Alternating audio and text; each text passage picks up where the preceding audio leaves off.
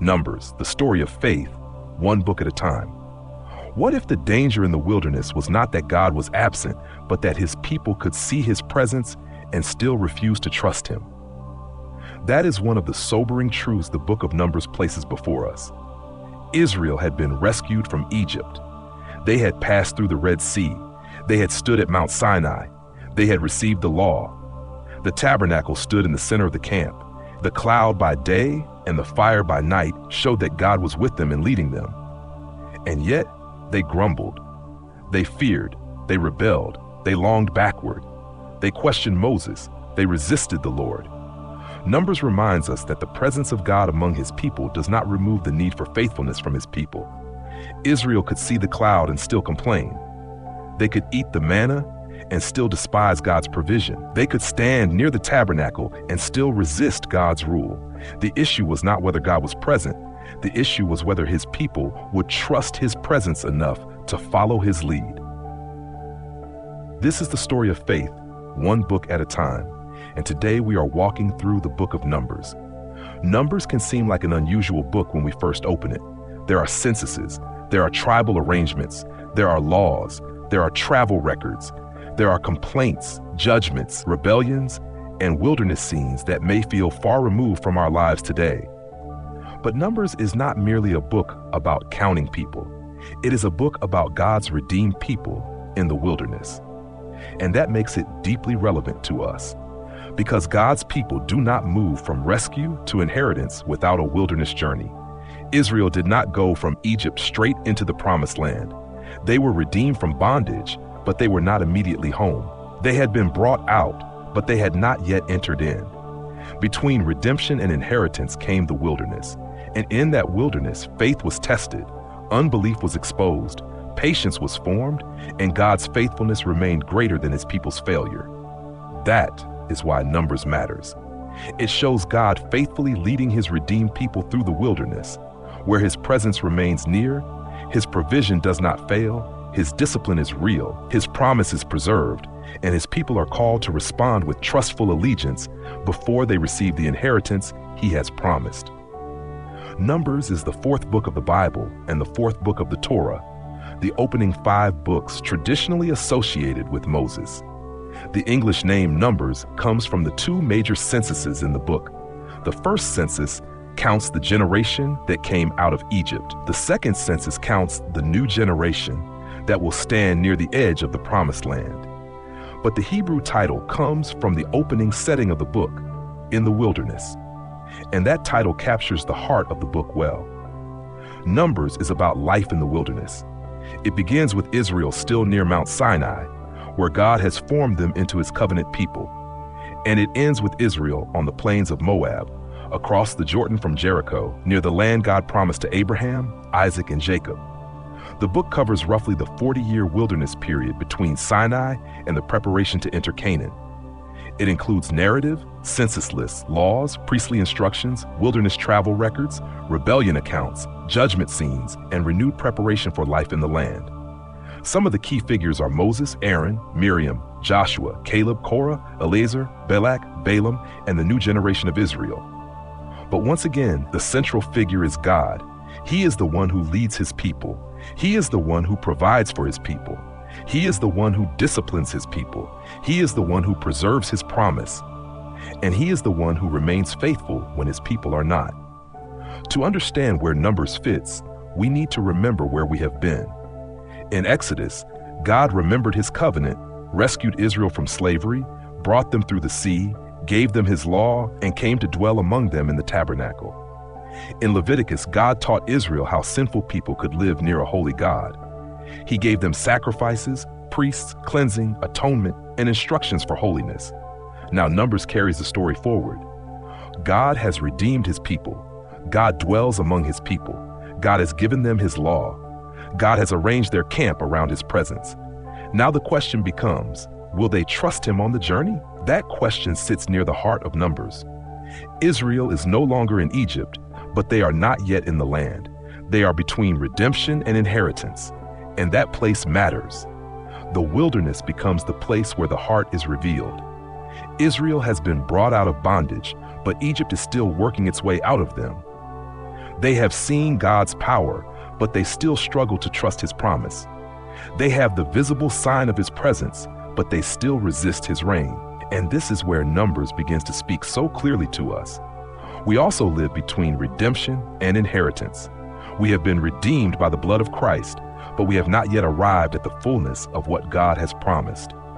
We still walk through a fallen world. We still wait for the new heavens and the new earth. We are still pilgrims on the way.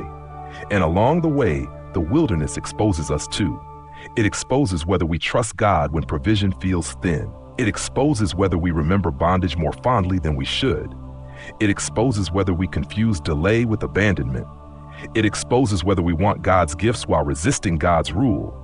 It exposes whether fear speaks louder than faith. So as we walk through Numbers, we need to see more than ancient Israel's travel route. We need to see a wilderness pattern. God's redeemed people are being led by his presence toward the inheritance he promised. But along the way, their faith must become more than a memory of past rescue. It must become present trust. It must become allegiance to the God who leads, provides, commands, corrects, and reigns. Numbers begins with preparation. In Numbers chapters 1 through 10, Israel is counted, organized, and arranged around the tabernacle. The tribes are placed in order. The Levites are assigned their duties. The camp is structured around God's presence. That may not sound exciting at first, but it is deeply important. Israel is not a wandering crowd. They are a covenant people. Their lives are to be ordered around the Lord who dwells among them. The tabernacle stands at the center. The people camp around it. The Levites serve around it. The cloud rises when it is time to move. The cloud settles when it is time to stop. God is leading his people, and the whole camp is meant to move according to his presence. Numbers begins by showing us a people ordered around God. That is the ideal picture.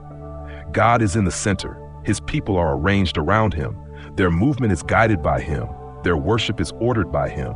Their life together is shaped by his presence. But then the journey begins, and almost immediately the wilderness reveals the heart of the people.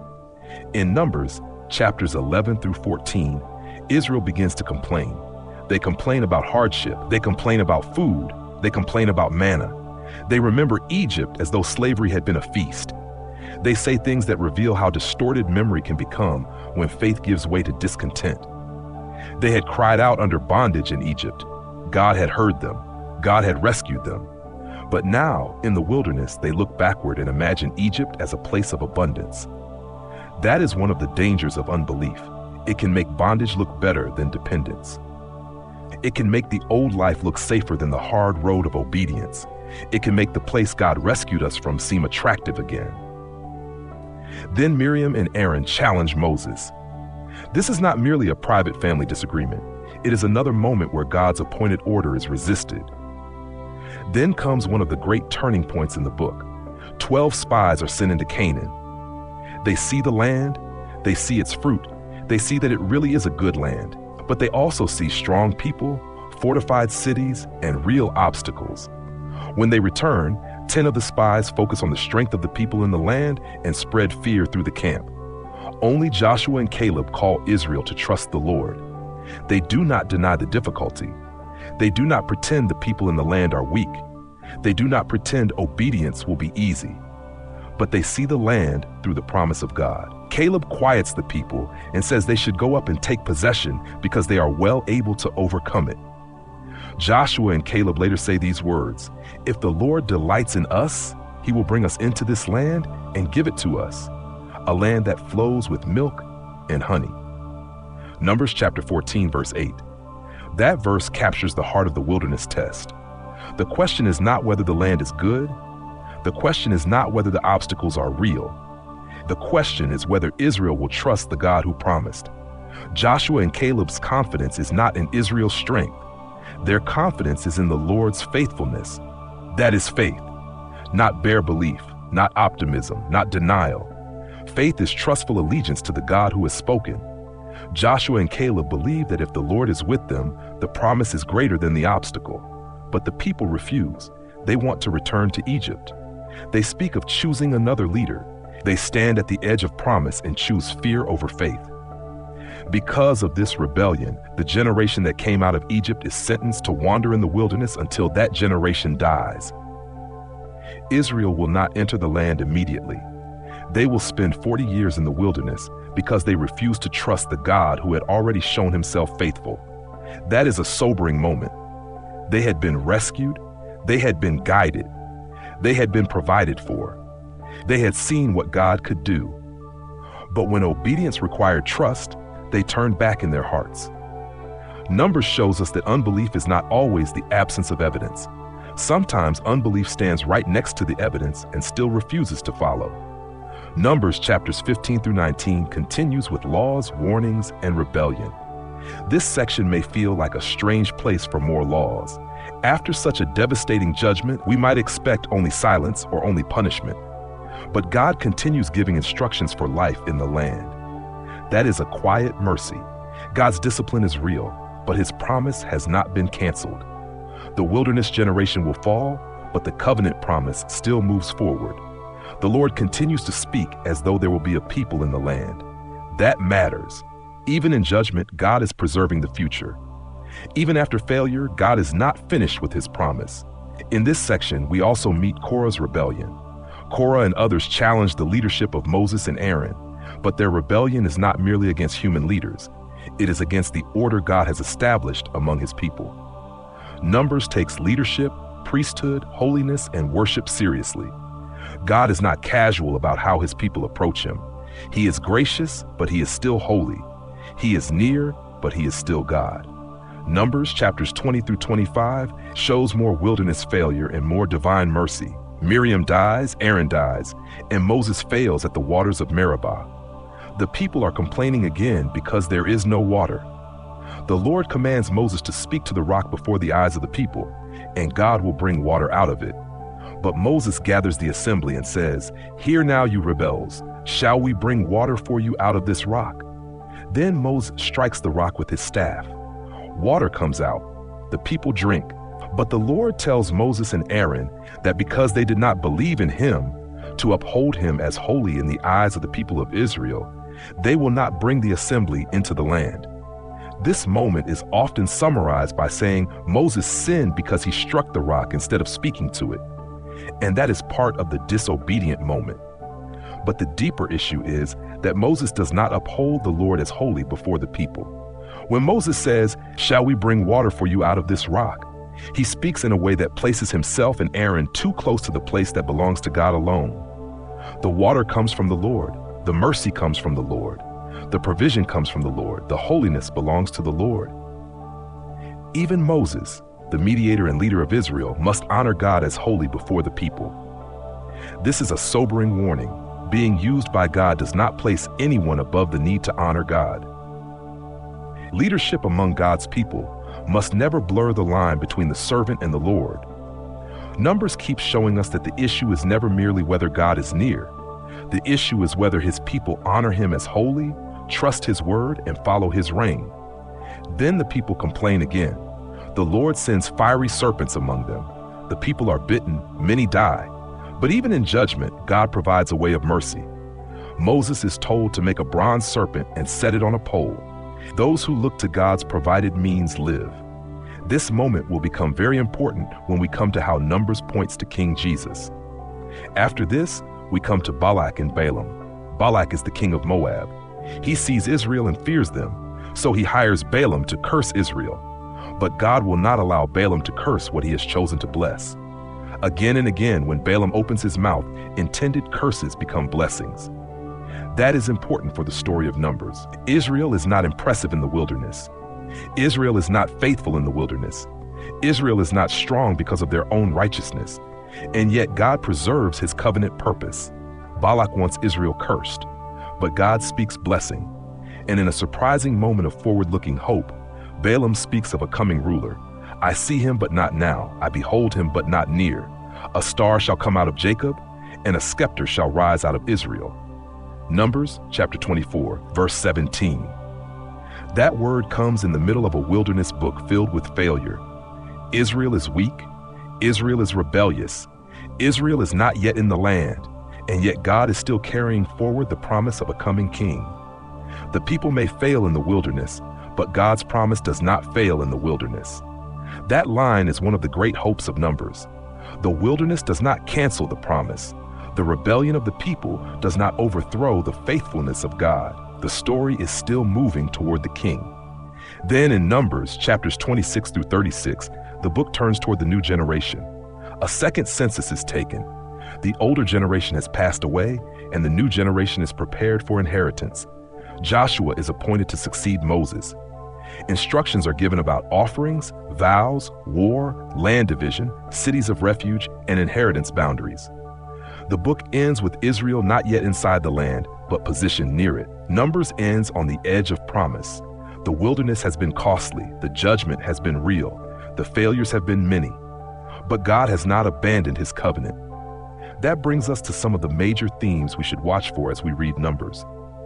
One major theme is the presence of God among his people.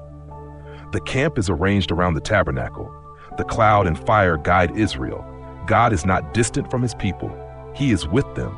He leads them. But Numbers also teaches us that visible nearness to God does not automatically produce faithfulness to God.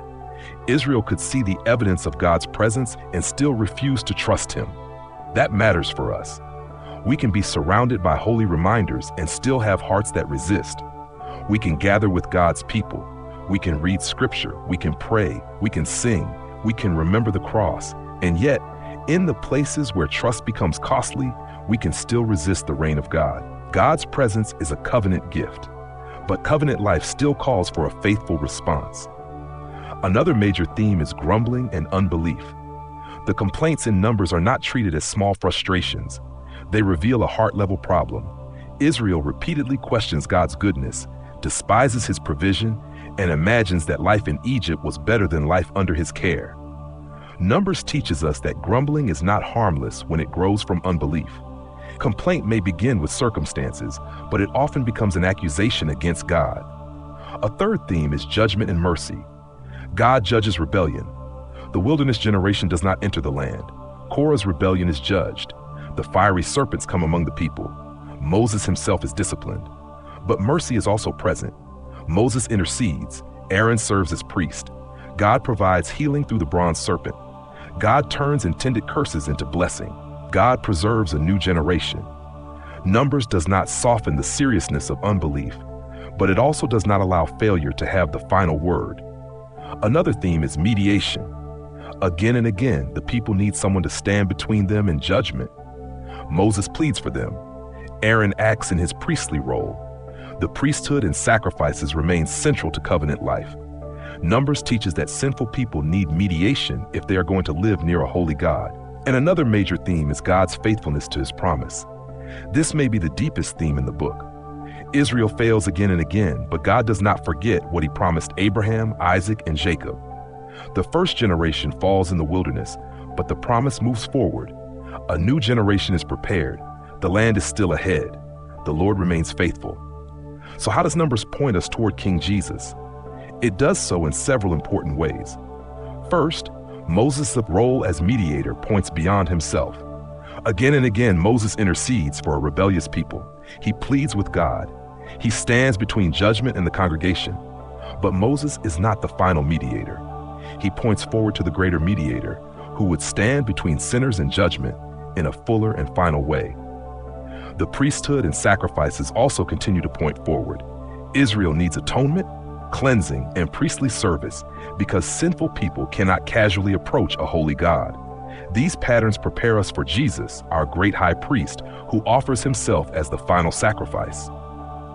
The bronze serpent also points directly to Christ. When the people are bitten by fiery serpents, God provides a means of life. Those who look to the lifted serpent live. Jesus later connects this moment to himself when he says, "And as Moses lifted up the serpent in the wilderness, so must the Son of Man be lifted up." John chapter 3, verse 14. Just as Israel had to look to the means God provided, we look to the crucified and risen Christ. Numbers also points forward through Balaam's oracle. "I see him, but not now. I behold him, but not near. A star shall come out of Jacob, and a scepter shall rise out of Israel." Numbers chapter 24, verse 17. In the nearer movement of the story, that royal hope moves toward David and Israel's kingdom. But in the full movement of Scripture, it carries our eyes farther forward to King Jesus, the Son of David, whose reign fulfills the hope that God preserved even in the wilderness. And Numbers points to Jesus by contrast. Israel was tested in the wilderness and failed. Jesus entered the wilderness and remained faithful. Where Israel grumbled, Jesus trusted. Where Israel tested God, Jesus submitted. Where Israel failed as God's son, Jesus proved himself to be the faithful son.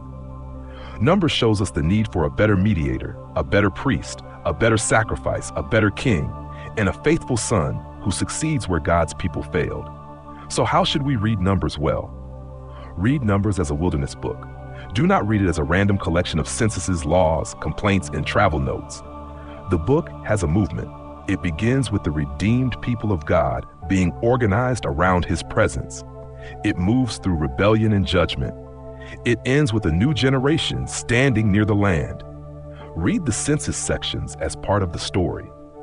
The first census shows the generation that came out of Egypt. The second census shows that God has preserved a people for the promise, even after the judgment of the wilderness. Read the laws as signs that the promise is still alive. Even when Israel is under discipline, God continues teaching them how to live as his people. Read the rebellion accounts as warnings. Numbers does not invite us to look down on Israel. It invites us to examine ourselves. And read the wilderness as more than geography. The wilderness is the place between rescue and inheritance. It is the place where faith is tested, where unbelief is exposed, where dependence must be learned, and where God's faithful presence leads his people forward. So what do we carry with us from Numbers? Numbers reminds us that the journey of faith is often lived between what God has already done and what he has not yet brought to completion. Israel had been redeemed from Egypt, but they had not yet entered the land. We have been redeemed by Christ, but we have not yet entered the fullness of new creation. That means we should not be surprised when the journey tests us. We should not be surprised when fear rises. We should not be surprised when patience is hard. We should not be surprised when old desires try to pull us backward. But Numbers also teaches us not to treat those struggles lightly. The wilderness reveals whether we trust God's reign when his provision does not look like what we expected. It reveals whether we will follow when the road is harder than we imagined. It reveals whether our faith is only a memory of past rescue or a present allegiance to the God who leads us now. Numbers also reminds us that God's discipline is not the same as abandonment. The wilderness generation fell under judgment, but God did not abandon his promise. He preserved a new generation. He continued to guide. He continued to provide. He continued to speak. He continued to move the story toward the land. That matters for us. Our failures are real. Our unbelief is dangerous. Our grumbling is not harmless, but God's faithfulness is greater than his people's failure. Numbers calls us to trust the God who is present, follow the God who leads, receive the correction of the God who loves, and keep walking toward the inheritance he has promised. If you would like the written companion overview, including the summary, major themes, key verse, and takeaways, you can find the Facebook post for this installment on the Tuesdays with Tony page. As we sit with this teaching today, maybe the question is not only whether we believe God has brought us out, but whether we are giving him our trustful allegiance as he leads us forward. The Israelites could see the cloud and still resist his reign. We can confess Christ and still resist his lead. But Numbers invites us to become people who do not merely remember redemption, but follow the Redeemer through the wilderness with faith. If you're willing, share your reflections or questions in the comments so we can learn and walk this journey together.